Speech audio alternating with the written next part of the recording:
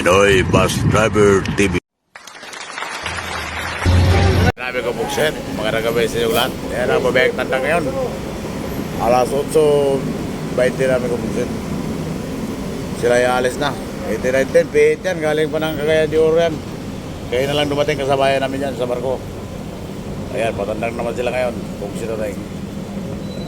Alas 12 kami dumating.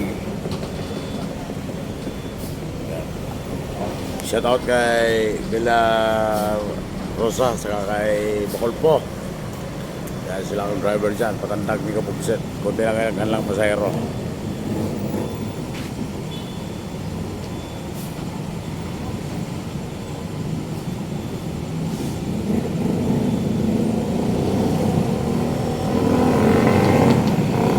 Sa araw ng Sabado.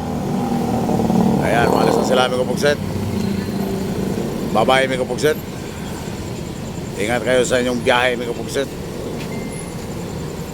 Siguro mga 10 pa lang yan. Naidadaan pa lang rin. Jim.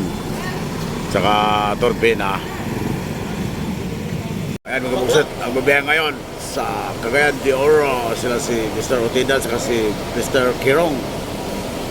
Ayan na, may Kapugset. Sakay na kayo.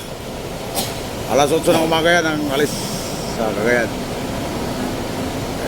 Agahan nyo pumunta dito kung mga taga Butuan, Benavista, Nasipit, Carmen, Balinguan, Tingob, Walingasag, diretso lang Cagayan de Oro. May Kapugset. Ito ang driver niya ako. Yan ang driver dyan, Mr. Ortida.